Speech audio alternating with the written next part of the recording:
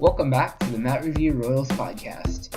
In the last week of December 2017, it has been quite a long time since I last made a podcast, and a lot has changed in the Royals organization.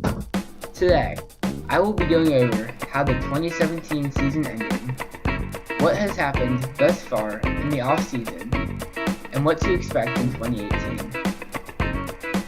If you enjoy these podcasts, please drop a like and share this with as many people as you know. With this all being said, let's get into the podcast.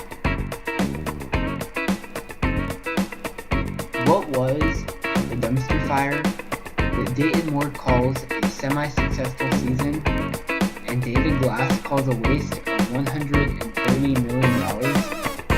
It was, of course, 2017. With 2 of the 5 teams in the American League Central being in the beginning of massive rebuilds, one could expect the Royals to win at least 50% of their games. I do not think this is too much to ask for.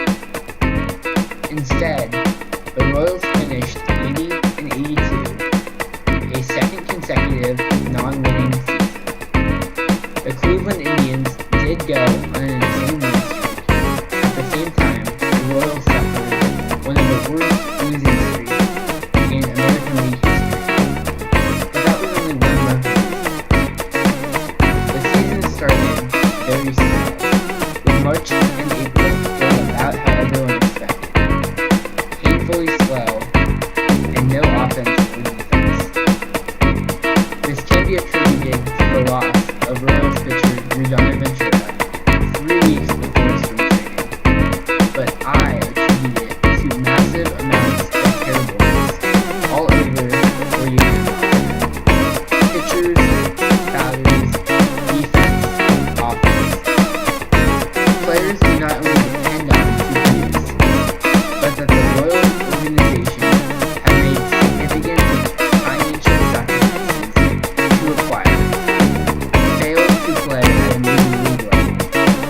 Jorge Soler, Brandon Moss, Alex Gordon, Pablo Orlando, Alcides Escobar, and even Eric Hosmer for the first couple of years. Now this did of course get better. Eric Hosmer hit over .310 for the first time since Billy Beller. Mike Moustakas set a club record for the most home runs in a single season, and Jason Vargas had a Cy Young caliber first half.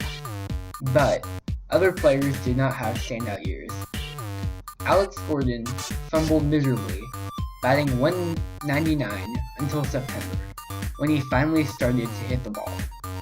From September onward, he hit .256, raising his season average to .208. Still very bad, but above the Mendoza line. Brandon Moss showed power, but was incredibly inconsistent. And, to the casual fan, the name Jorge Soler means absolutely nothing, despite the fact that one of the best pitchers for Kansas City since Brett Saberhagen was traded away to get him. A pitcher so good that he was just given the biggest contract for a relief pitcher in Major League history. But to Dayton Moore, he was worth a second-string right fielder that hit .144 in almost 100 Major League at-bats. I could dedicate a whole podcast talking about what failed, but for 2017, it was a team effort to end with a losing record. So something obviously needs to change. But what? Well, adding more consistent players and a mixture of veterans and young players throughout the roster. This will allow for mentorship among players and more youth to add dynamic play to the team. Dayton Moore has been very clear of his intention to bring back Eric Hosmer to lead the infield as a mentor among a group of rookies and young players, such as Whit Merrifield, Cheslor Cuthbert, and Raul Mondesi Jr. This is a great idea for 3 reasons. 1. A player without as much playing time does not always make accurate throws. An experienced first baseman, such as Eric Hosmer, can correct for that.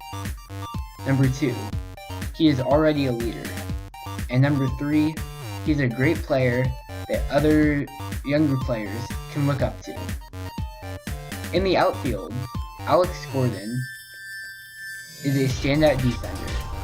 He will lead a group of young outfielders such as Jorge Bonifacio, Jorge Soler, Billy Burns, and Bubba Sterling by showing them what good defense should look like and how to do it. The question of pitching is more difficult. Danny Duffy, Jason Hamill, and Joaquin Soria will be the leaders for younger pitchers such as Kyle Zimmer, Jake Genius, and Eric Skolard. Adding another experienced bullpen pitcher will be a great idea to complement probable closer Joaquin Soria. So far this offseason, the Royals have not made any major moves.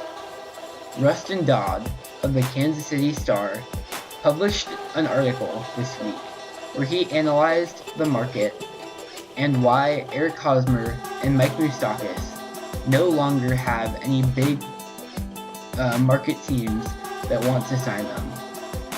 The lack of moves this far into the offseason is rare. As of Christmas, only $300 million worth of players have been traded or signed. A year ago at this time, that number was over $1 billion. The Royals' free agents all declared free agency as expected, and so far, Dayton Moore and his team have only acquired minor league contracts. With many questions still unanswered, mostly revolving around whether or not Eric Hosmer will re-sign, I predict the Royals will go 79 and 83, finishing third in the American League Central. This is only conjecture, but it is based upon the fact that the American League Central is already the easiest league to win in, and 2 other teams are rebuilding as well.